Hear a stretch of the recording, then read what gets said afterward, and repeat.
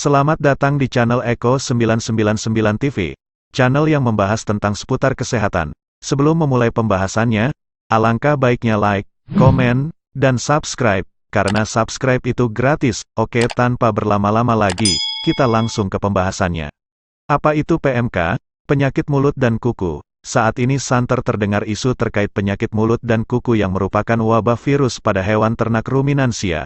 Wabah ini menyebabkan penyakit viral yang sangat menular dan menyerang semua hewan berkuku belah, genap seperti sapi, kerbau, domba, kambing, rusa, unta, dan termasuk hewan liar seperti gajah, antelope, bison, menjangan, dan jerapah. Penyakit mulut dan kuku, PMK, juga dikenal sebagai Foot and Mouth Disease, FMD, jenis penyakit ini disebabkan dari virus tipe A dari keluarga Picornaviridae, genus Apthovirus yakni Aptae epizootecae.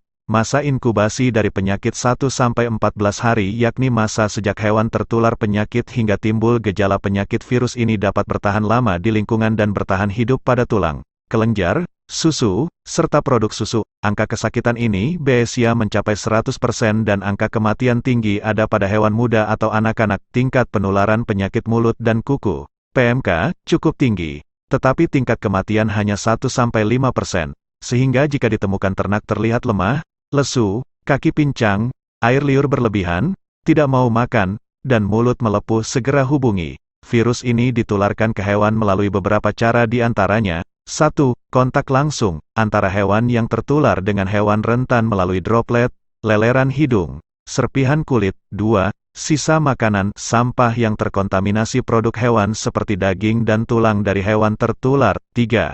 Kontak tidak langsung melalui vektor hidup yakni terbawa oleh manusia.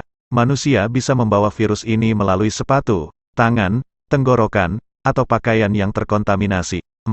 Kontak tidak langsung melalui bukan vektor hidup, terbawa mobil angkutan, peralatan, alas kandang del, tersebar melalui udara, angin, daerah beriklim khusus, mencapai 60 km di darat dan 300 km di laut. Gejala klinis hewan tertular PMK. Gejala pada sapi. 1. Terdapat demam pyrexia, hingga mencapai 41 derajat Celcius dan menggigil. 2. Mengalami anoreksia, tidak nafsu makan. 3. Penurunan produksi susu yang drastis pada sapi perah untuk 2-3 hari. 4. Keluar air liur berlebihan, hipersalivasi. 5. Saliva terlihat menggantung, air liur berbusa di lantai kandang. 6. Pembengkakan kelenjar submandibular. 7. Hewan lebih sering berbaring. 8. Luka pada kuku dan kukunya lepas. 9. Menggertakkan gigi, menggosokkan mulut, leleran mulut, suka menendangkan kaki. 10. Efek ini disebabkan karena vesikula, lepuhan pada membrane mukosa hidung dan bukal, lidah, nostril, moncong, bibir, puting, ambing, kelenjar susu, ujung kuku, dan sela antar kuku. 11. Terjadi komplikasi berupa erosi di lidah dan superinfeksi dari lesi, mastitis dan penurunan produksi susu permanen. 12. Mengalami miokarditis dan abortus, kematian pada hewan muda. 13. Kehilangan berat badan permanen, kehilangan kontrol panas. Pada domba dan kambing. 1. Lesi kurang terlihat, atau lesi pada kaki bisa juga tidak terlihat. 2. Lesi, lepuh pada sekitar gigi domba. 3. Kematian pada hewan muda. 4. Keluar air liur berlebihan, hipersativasi. Pencegahan penularan dan penyebaran virus PMK. Biosecurity barang. 1. Disposal yakni pemusnahan barang yang terkontaminasi. 2. Dekontaminasi yaitu semua barang yang masuk kandang perlu disanitasi dengan melakukan desinfeksi, fumigasi, atau disinai lampu ultraviolet. Biosecurity kandang. 1. Melakukan desinfeksi kandang dan peralatan secara berkala setelah selesai digunakan.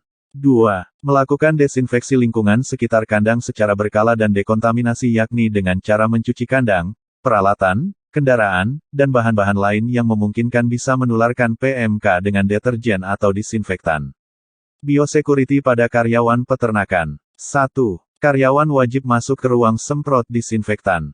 2. Karyawan yang masuk kandang harus ganti baju lengkap dengan seragam APD, sepatu boot, dan masker. Biosecurity tamu kunjungan. 1.